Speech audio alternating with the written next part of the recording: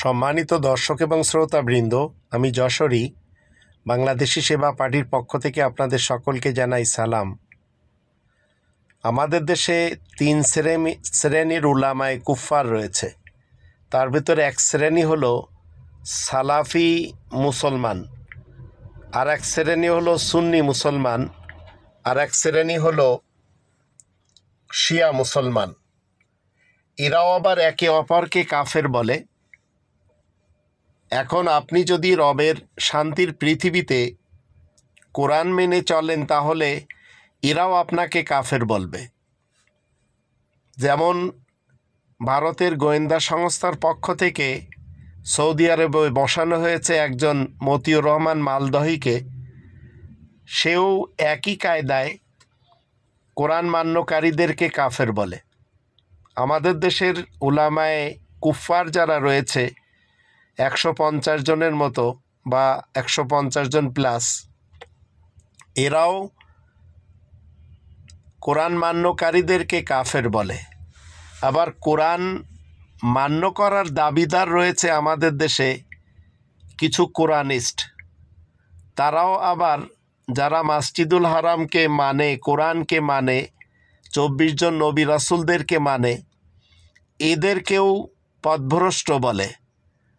তো এরা সবাই মিলে মূলত কোরআনের মুহাম্মাদুর রাসূলুল্লাহ ওয়া খাতামান নাবিয়িনকে একপাশে রেখে আরব ইতিহাসের মৃত এক মুহাম্মদ ইবনে আবদুল্লাহকে মেনে চলে।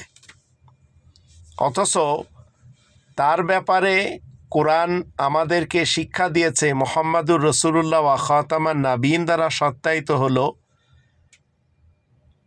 তিলকা উম্মাতুন কদ খালাত লাহা মা কাসাবাত ওয়া লাকুম মা কাসাবতুম ওয়া লা তুসআলুনা আম্মা কানু ইয়ামালুন। 2 নম্বর সূরা আল বাকারার 134 এবং 141 আয়াত দুটি।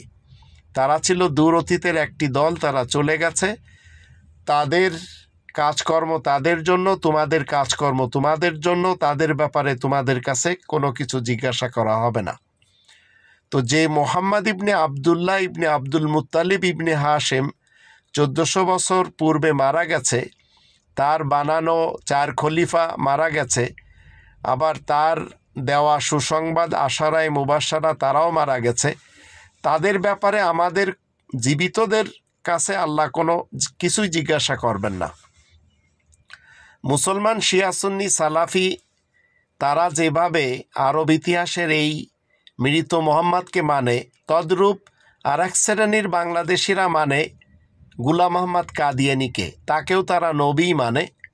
কিন্তু চলমান আয়াত প্রচারের কারণে প্রশংসিত উপাধিধারক মোহাম্মদ আল্লাহ তাআলার বার্তাবাহক হয়। তাই এই চলমান উপাধিধারক কারোর বাবা, দাদা, নানা, পরনানা হয় না। এখন আসুন আমরা একটু শুনে নিই। 28 নম্বর সূরা আল কসাসের 85 নম্বর আয়াতের শুরুতে আল্লাহ বলছেন, ইন্নাল্লাযী ফারাদা আলাইকাল কোরআন, নিশ্চয় সেই সত্তা তোমার উপরে আল কোরআনকে ফরজ করেছেন। তো আপনি যখন কোরআন পড়বেন, আপনার উপরে কোরআন ফরজ। আমি যখন পড়ব, আমার উপরে কোরআন ফরজ। অতীতে যারা পড়েছে তাদের উপরে কোরআন ফরজ ছিল, ভবিষ্যতে যারা আসবে তাদের উপরেও কোরআন ফরজ থাকবে। কিন্তু 29 নম্বর সূরা আল আনকাবুতের 51 নম্বর আয়াত মতে কোরআন আপনাকে আমাকে ইসলাম মান্য করার ব্যাপারে যথেষ্ট হওয়ার কথা বলে। আওয়ালাম ইয়াকফিহিম। এখন উলামায়ে সালাফি, আবার উলামায়ে সুন্নি, উলামায়ে শিয়া, এরা সবাই কোরআন মান্যকারীদেরকে কাফের বলে। উলামায়ে সালাফি তারা একে অপরকেই পছন্দ করে না, আবার কোরআন মান্যকারীদের বিরুদ্ধে তারা সোচ্চার। এবার শুনে নিন কি বলতে চাচ্ছে তারা। আসসালামু আলাইকুম। ওয়ালাইকুম আসসালাম রাহমাতুল্লাহ। প্রশ্ন করেছেন, আহলে হাদিস আর আহলে কোরআনের মধ্যে কি কোনো পার্থক্য আছে? আকাশ জমিন পার্থক্য রয়েছে। আহলে কোরআন আমাদের ভারত, বাংলাদেশ, পাকিস্তানের ভাষায় ওদেরকে বলা হয় যারা হাদিস অস্বীকার করে, হাদিসের প্রামাণিকতাকে অস্বীকার করে। হাদিস দলিল প্রমাণ নয় শরীয়তের, শুধু কোরআনের উপর আমল করব। কোরআনের উপর আমল করা অসম্ভব। কোরআনে কোথাও 5 ওয়াক্ত সালাতের কথা স্পষ্ট ভাষায় নেই। কোরআনে কারিমে 5 ওয়াক্ত সালাতের আজানের কথা নেই, একামতের কথা নেই। হ্যাঁ, কোনখান থেকে সালাত শুরু হবে, কিয়াম, রুকু, সুজুদ, বৈঠক ইত্যাদি, এক রাকাতে কয়টি সেজদা, কোথাও কোরআনে আছে? সুতরাং আহলে কোরআন যারা, তারা মুসলিম নয়। আহলে কোরআন তারা মুসলিম নয়। যারা পুরোপুরি কোরআন মানে হাদিসকে অস্বীকার করে, শুধু কোরআন মানব, তারা কাফির। আর যারা আংশিক হাদিস অস্বীকারী, হাদিস অস্বীকারী, যারা মুনকারিন হাদিস, হাদিসের প্রামাণিকতা অস্বীকারী, তারা দুই ভাগ বিভক্ত। মুনকারি হাদিস কুল্লি, হাদিস অস্বীকারী পূর্ণভাবে, তারা হচ্ছে আহলে কোরআন। আরবরা ওদেরকে কোরআনিউন বলে, কোরআনি বলে, কারণ আরবদের কাছে আহলুল কোরআন হচ্ছে হাফেজ কারিরা। হাদিসে রয়েছে আহলুল কোরআন আহলুল্লাহ হুম খাসাতুহু। কিন্তু ভারত উপমহাদেশে যেহেতু এই ফিতনা, হাদিস অস্বীকার করার ফিতনা পাকিস্তান থেকে ছড়িয়েছে, ভারত পাকিস্তান থেকে, আর সেটা বাংলাদেশেও পৌঁছেছে। বাংলাদেশে আহলে কোরআন এক শ্রেণীর লোকেরা রয়েছে মুতাজিলা, এদের গুমরাহি থেকে আল্লাহ বাংলা ভাষাভাষী মুসলিমদেরকে, মুমিন মুমিনাতদেরকে রক্ষা করেন, এবং তাদের যারা পৃষ্ঠপোষক তাদের সাথে আছে, আল্লাহ তাদেরকে লাঞ্ছিত অপদস্থ করেন এবং তাদেরকে ছিন্ন ভিন্ন করেন। তো কোরআন মানব আর হাদিস মোটে মানব না, এরা মুসলিম নয়। কারণ মুসলিম থাকতেই পারে না, এবাদবন্দি করতেই পারে না, দিনের বিধিবিধান পালনই করতে পারবে না, জাকাত, নেশাব বা কিছুই নেই কোরআনে কারিমে, কোনোটাই পালন করতে পারবে না। জি, পক্ষান্তরে আংশিকভাবে যারা হাদিস অস্বীকার করে, মওদুদিবাদী যারা, অনেক হাদিস অস্বীকার, সহিহ বুখারী হাদিস অস্বীকার করেছে। জি হ্যাঁ, জাসাসার হাদিস অস্বীকার, কিয়ামতের লক্ষণের হাদিস অস্বীকার করেছে। এইরকমই ইব্রাহিম আলাইহিস সালামের সালাসু কাযিবাতের হাদিস বুখারীতে রয়েছে, অস্বীকার করেছে। তো এর আংশিক মুনকারি হাদিস, আংশিক এইরকম মযহাবের মুকাল্লিদরা সহিহ হাদিসকে অস্বীকার করেছে, আর তারা গায়ের জোরে সেই হাদিসগুলির অপব্যাখ্যা করেছে। এরাও আংশিক মুনকারিনী হাদিস, এরা গোমরাহ বলা যাবে এদেরকে, কিন্তু তারা মুসলিম ফিরকা, তারা মুসলিম ফিরকার গোমরাহ। জি, তওবা করা উচিত। একটা সেকুলার পার্টির নেতা কিভাবে আহলে হাদিস হতে পারে? আজকে আহলে হাদিসদের হীনম্মন্য মনোভাবের সবচেয়ে বড় প্রমাণ হচ্ছে, কোথায় কোন ছাত্র নেতা কোথায় কি আন্দোলন করলো, তারা সেকুলার, তারা লালনবাদ, অথচ আহলে হাদিস আলেম গর্ব করে বলে যে তারা উমুক আহলে হাদিসের উমুক, নাউজুবিল্লাহ মিন যালিক। জামাতের মুখপাত্র একজন, তাদের আমি ডাক্তার সাহেব, আর আহলেদের মুখপাত্রের শেষ নাই, সবাই মহাপণ্ডিত। মহাপণ্ডিত হও কিন্তু কথা বলতে যায় না। আমি আব্দুল্লাহ বিন আব্দুর রাজ্জাক, প্রায় 3 কোটি 3.5 কোটি যে জনগণ আছে, তাদেরই একজন প্রতিনিধি বলতে পারেন। নাম আসলো, হাসির রোল পড়ে গেছে সারা দেশে। আহলেদের কোনো বয়স্ক মানুষ নাই, আহলেদের কোনো আলেম নাই, আহলেদের কোনো ফেস নাই।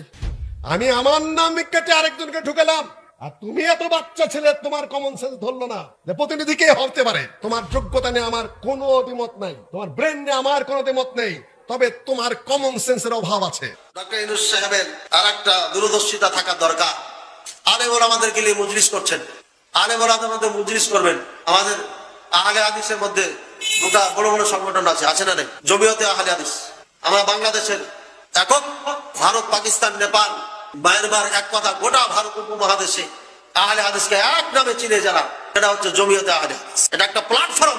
এখান থেকে দ্বিতীয় প্ল্যাটফর্ম বাংলাদেশের জন্য তৈরি হয়েছে আন্দোলন ডক্টর আসাদুল্লাহ গালিব স্যারের। এই দুইটা বৃহত্তম দল আমাদের বাংলাদেশে আছে। 4 কোটি আহলে হাদিসকে শাসন করে। এত বড় বড় নেতা থাকার পর বাচ্চাদেরকে নিয়ে কিসের মিটিং করে না? বেটা, তুমি সালাফি নাম সহ্য করতে পারো না, আহলে হাদিস নাম সহ্য করতে পারো না, তুমি তালিকা দিলে কেন ওখানে? মুখ পোড়া শয়তান তুমি, মুখ পোড়া বান্দর তুমি, আহলে হাদিসদের অপমান করো। কে বলেছে? বলে এরা আহলে খবিস বলেন আমাদেরকে, চেহারা নিয়ে, আলেমের মতো চেহারা নিয়ে মঞ্চে উঠে দাঁড়িয়ে বলে এরা হলো সন্ত্রাসী। আহলে হাদিস সন্ত্রাসী? একদিন টাইম আসবে, তুমিও দড়ায় কুল পাবে না ইনশাআল্লাহ। কিন্তু দুঃখজনক হলেও সত্য কি জানেন, আমরা আহলে হাদিসরা যে ব্যক্তি নাভির নিচে হাত বাঁধে, যে ব্যক্তি রাফুল আদাইন করে না, তাকে অপছন্দ করি ঠিকই, কিন্তু একটা দল যখন সেকুলার পার্টি করে, আর ওই সেকুলার পার্টির যখন নেতা হয়, তো ওই সেকুলার পার্টির নেতাকে কোন লজ্জায় গর্বের সাথে বলেন যে সে আহলে হাদিস? তওবা করা উচিত। একটা সেকুলার পার্টির নেতা কিভাবে আহলে হাদিস হতে পারে?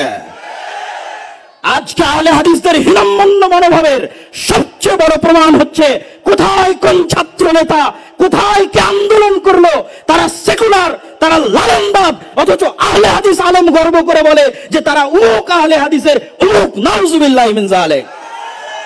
আহলে হাদিসদের এই হীনম্মন্য মনোভাব থেকে বেরিয়ে আসতে হবে। একজন আহলে হাদিস রিকশা চালক একজন সেকুলার দলের নেতার চেয়ে 1000 গুণ ভালো। একজন একজন আহলে হাদিস মুচি এবং মজুরি একজন ন্যাশনালিস্ট দলের সেকুলার দলের নেতার চাইতে ছাত্র আন্দোলনের নেতার চাইতে লক্ষ কোটি গুণে ভালো। অথচ আহলে হাদিস আলেমের সন্তান যখন প্রধান উপদেষ্টার দরবারে গিয়ে নিজেকে আহলে হাদিস দাবি করে তখন কেন গায়ে জ্বলে?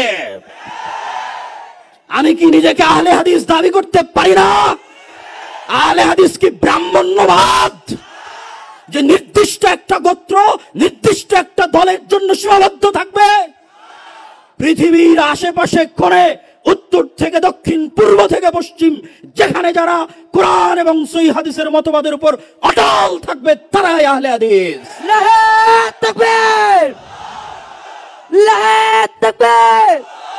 আব্দুর রাজ্জাক বিন ইউসুফ কোনদিন বাংলার মাটিতে শিরক এবং বিদআতের সাথে আপোষ করেনি।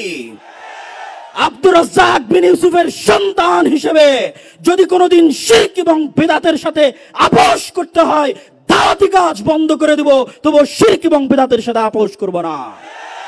এই আপোষহীন মানসিকতার নাম আহলে হাদিস।